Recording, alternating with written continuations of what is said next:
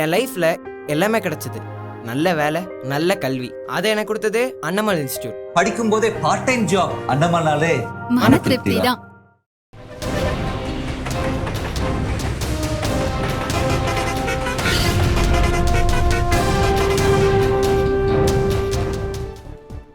நீலகிரி மாவட்டம் குன்னூர் சிம்ஸ் பூங்காவில் பழங்களால் வடிவமைக்கப்பட்டிருந்த அலங்கார சிற்பங்களில் இருந்து பழங்களை பூங்கா ஊழியர்கள் அகற்றினர்.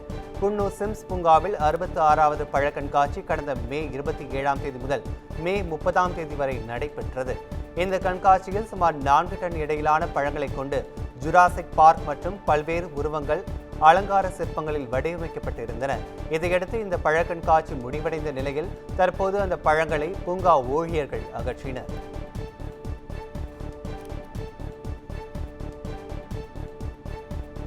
திருவள்ளூர் மாவட்டம் ஆவடி அருகே அண்ணனூர் பகுதியில் கடந்த 20 நாட்களாக குடிநீர் தட்டுப்பாடு ஏற்பட்டுள்ளதாக அப்பகுதி மக்கள் குற்றம் சாட்டியுள்ளனர். அண்ணனூர் கங்கை அம்மன் தெரு, சக்தி தெரு உள்ளிட்ட பல்வேறு குடியிருப்பு பகுதிகளில் கடந்த 20 நாட்களாக குடிநீர் போர் பழுதடைந்து உள்ளதாகவும் இதனால் அப்பகுதிகளில் குடிநீர் தட்டுப்பாடு ஏற்பட்டுள்ளதாகவும் பொதுமக்கள் குற்றம் சாட்டியுள்ளனர். இதுகுறித்து ஆவடி மாநகராட்சி அதிகாரியிடம் புகார் அளித்தும் நடவடிக்கை எடுக்கவில்லை எனவும் மக்கள் வேதனை தெரிவித்துள்ளனர். எனவே அரசு உடனடியாக தங்கள் பகுதியில் உள்ள குடிநீர் போரை சீரமைத்து தர வேண்டும் என பொதுமக்கள் வலியுறுத்தியுள்ளனர். நீர் வந்து இப்போ கொஞ்ச நாளாவே எங்களுக்கு ஒரு மாசமாவே எங்களுக்கு குடிநீர் வந்து தட்டுப்பாடாக இருக்குது. நாங்களும் கம்ப்ளைண்ட் பண்ணி பார்த்துட்டோம், இன்னும் எந்த நடவடிக்கையும் எடுக்கலை. இன்னும் இப்போல்லாம் நாங்கள் காசு கொடுத்து தான் வாங்குறோம். ஒரு குடம் வந்து 10 ரூபா 20 ரூபான்னு காசு கொடுத்து வாங்கிட்டு இருக்கோம். இப்போ அதெல்லாம் வந்து ரொம்ப கஷ்டமாக இருக்குது. ஸோ அதுக்கு அந்த பிரச்சனையை தீர்த்து வைக்கணும்னு நாங்கள் கேட்டுக்கிறோம். கோவையில் மருத்துவரின் தாயாரை கொலை செய்த வழக்கில் தலைமறைவாக உள்ள நேபாள தம்பதி குறித்து நேபாள அரசுக்கு கடிதம் அனுப்பப்பட்டுள்ளது. நஞ்சுமண்டபுரத்தை சேர்ந்த மருத்துவர் ராம்குமார் என்பவரின் தாயார் கஸ்தூரி என்பவர் தனியாக வசித்து வந்துள்ளார். இவருக்கு உதவியாளராக பணியாற்ற நியமிக்கப்பட்ட நேபாளத்தை சேர்ந்த சுர்ஜா என்ற பெண் கடந்த மார்ச் 6ஆம் தேதி தனது கணவர் ராஜீவ் மற்றும் அவரது உறவினர்கள் சேர்ந்து கஸ்தூரியை கொலை செய்துவிட்டு பணம் மற்றும் நகையை கொள்ளையடித்து தப்பிச் சென்றனர். இந்நிலையில் இந்த வழக்கில் ஏற்கனவே 3 பேரை கைது செய்த போலீசார் முக்கிய குற்றவாளிகளான ராஜு மற்றும் சுர்ஜாவை தேடி வந்தனர். இந்நிலையில் இருவரும் தங்கள் சொந்த நாடான நேபாளத்திற்கு தப்பி சென்றிருக்கலாம் என்பதால் மத்திய வெளியுறவுத்துறை மூலம் நேபாள அரசுக்கு கடிதம் அனுப்பப்பட்டுள்ளது.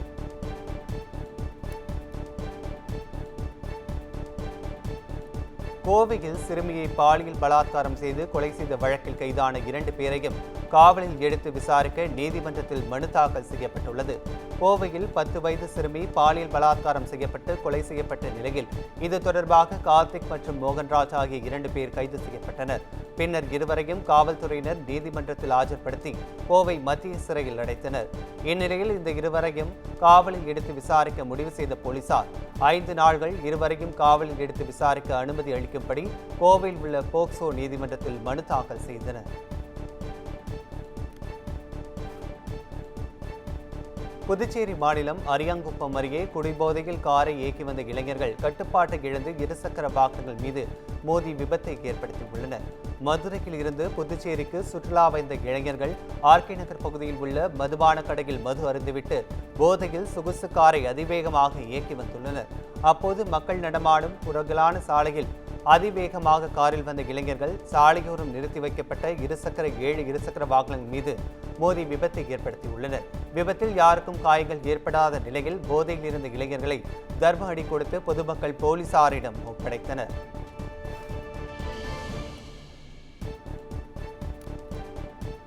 சென்னை ஒண்டிக்குப்பம் பகுதியில் கடலோர ஒழுங்குமுறை மண்டலத்துக்கு சொந்தமான இடத்தை ஆக்கிரமித்ததை தட்டி கேட்டவர்களை தாவேக நிர்வாகிகள் தாக்கிய சம்பவம் பரபரப்பை ஏற்படுத்தியுள்ளது.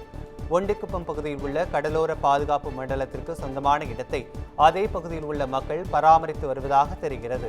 இந்நிலையில் இந்த இடத்தில் தமிழக வெற்றி கழகத்தினர் கட்சி அலுவலகம் கட்டுவதற்காக இடத்தை ஆக்கிரமித்துள்ளனர். இதை அதே பகுதியை சேர்ந்த ரவீந்திரன் என்பவர் இடத்தை ஆக்கிரமித்ததை தட்டி கேட்டுள்ளார். மேலும் இவர் ஒண்டிக்குப்பத்தில் நடைபெற்ற ஊர்க்கூட்டத்திலும் ஆக்கிரமிப்பு குறித்து கூறியுள்ளார்.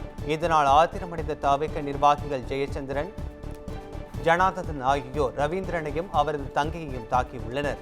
இதில் படுகாயமடைந்த இருவரும் சம்பவம் குறித்து போலீசில் புகார் அளித்துள்ளனர்.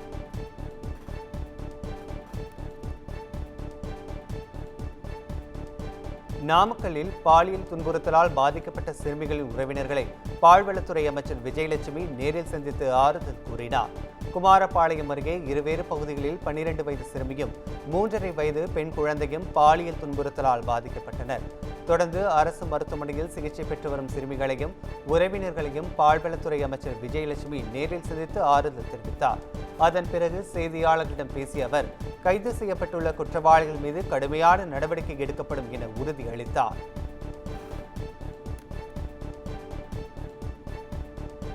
சென்னை அம்பத்தூரில் 12 வயது சிறுமியிடம் பாலியல் சீண்டலில் ஈடுபட்ட 79 வயது முதியவரை போலீசார் போக்சோ சட்டத்தின் கீழ் மகளிர் போலீசார் கைது செய்தனர். சிறுமி தனது தாய் தந்தையுடன் வசித்து வந்த நிலையில் சம்பவத்தன்று பெற்றோர்கள் வேலைக்கு சென்றுவிட சிறுமி உறவினர் வீட்டில் இருந்துள்ளார். இந்நிலையில் உறவினர் வசித்து வரும் வீட்டில் உரிமையாளரான செல்லப்பன் என்கிற முதியவர் சிறுமியை அழைத்து பாலியல் சீண்டலில் ஈடுபட்டதாக கூறப்படுகிறது. இதுகுறித்து சிறுமியின் பெற்றோர் அம்பத்தூர் மகளிர் காவல் நிலையத்தில் புகார் அளித்ததைத் தொடர்ந்து வழக்கு பதிவு செய்த போலீசார் முதியவரை கைது செய்து சிறையில் அடைத்தனர்.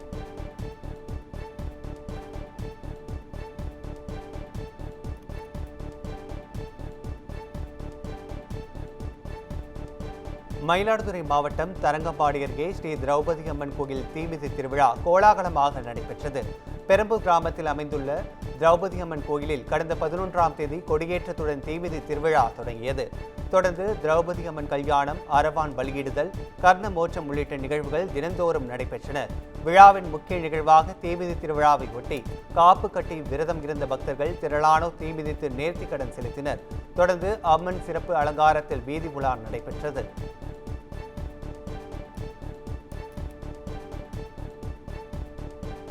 திருவள்ளூர் மாவட்டம் மப்பேடு அருகே நிலத்தகராறு காரணமாக பெண்ணை ஒருவர் கொடூரமாக தாக்கும் வீடியோ காட்சிகள் இணையத்தில் வெளியாகி அதிர்ச்சியை ஏற்படுத்தியுள்ளது.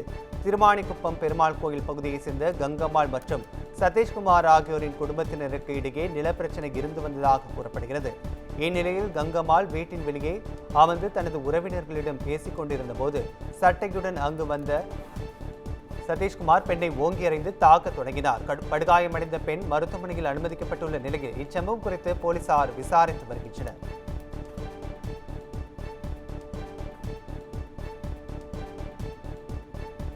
திருவள்ளூர் மாவட்டம் ஊத்துக்கோட்டை கோசாலையில் கொத்தடிமைகளாக பணியாற்றிய 48 பேரை அதிகாரிகள் மீட்டுள்ளனர்.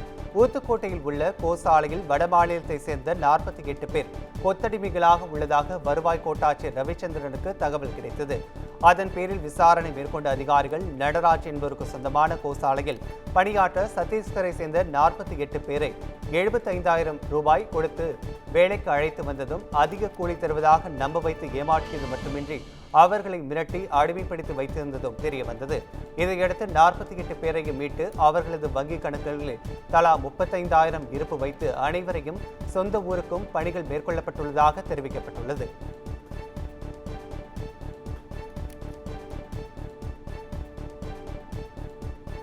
நாமக்கல் மாவட்டம் குமாரபாளையம் அருகே கைகள் கட்டிய நிலையில் அடையாளம் தெரியாத ஆண் சடலமாக மீட்கப்பட்ட சம்பவம் குறித்து போலீசார் விசாரித்து வருகின்றனர்.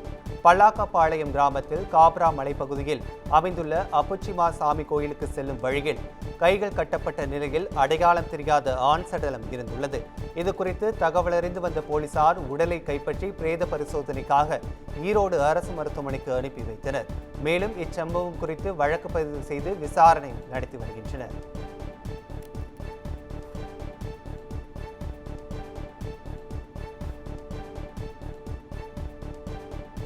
சென்னை பல்லாவரத்தில் தாவிக சார்பில் நடைபெற்ற அஞ்சலி அம்மாளுக்கு மரியாதை செலுத்தும் நிகழ்ச்சியில் கட்சிக்கு புதியதாக வந்தவர்களை மேடையேறக்கூடாது என தாவிக தொண்டர்கள் கூறியதால் பரபரப்பு ஏற்பட்டது. நேற்று நடந்த நிகழ்ச்சியில் தாவிக செங்கல்பட்டு கிழக்கு மாவட்ட செயலாளர் மின்னல்குமார், பல்லாவரம் எம்எல்ஏ ஜே காமாட்சி ஆகியோர் கலந்து கொண்டு அஞ்சலி அம்மாளுக்கு மலர் தூவி மரியாதை செலுத்தினர். அப்போது தாவிக தரப்பினர் புதிய நிர்வாகிகளுக்கு ஆதரவாகவும் சிலர் எதிராகவும் கருத்துக்களை கூறி வாக்குவாதத்தில் ஈடுபட்டது அதிர்ச்சியை ஏற்படுத்தியுள்ளது.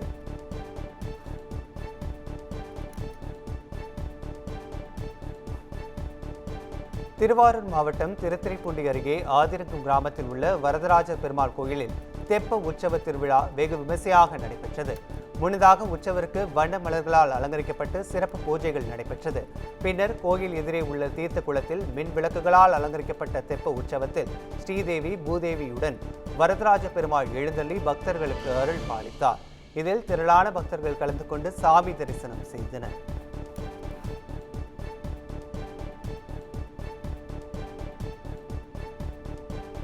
திருப்பத்தூர் மாவட்டம் ஆம்பூர் சுற்றுவட்டார பகுதிகளில் சூறைக்காற்றுடன் பெய்த கனமழைக்கு பழமையான மரம் தேசிய நெடுஞ்சாலையில் முறிந்து விழுந்ததால் போக்குவரத்து பாதிக்கப்பட்டது. ஆம்பூர், மாதனூர், குளிதகை, ஜமீன், கீழ்முருங்கை, வெங்கிலி பகுதிகளில் சூறைக்காற்றுடன் கூடிய கனமழை பெய்தது. இதில் குளிதிகை, ஜமீன் பகுதியில் சென்னை பெங்களூர் தேசிய நெடுஞ்சாலையோரம் இருந்த பழமையான அரச மரம் வேருடன் சாய்ந்தது. இதனால் போக்குவரத்து பாதிக்கப்பட்ட நிலையில் நெடுஞ்சாலைத்துறையினர் விரைவாக செயல்பட்டு மரத்தை அகற்றினர்.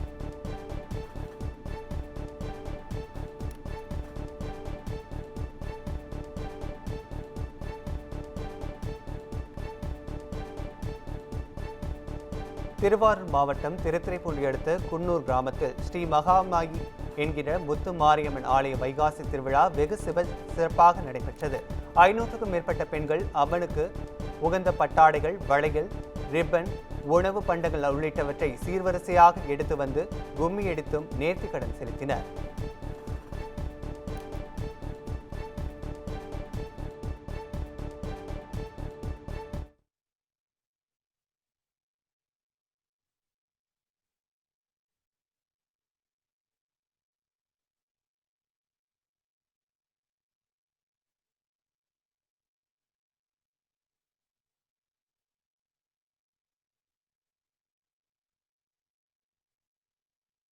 என் லைஃப்ல எல்லாமே கிடைச்சது.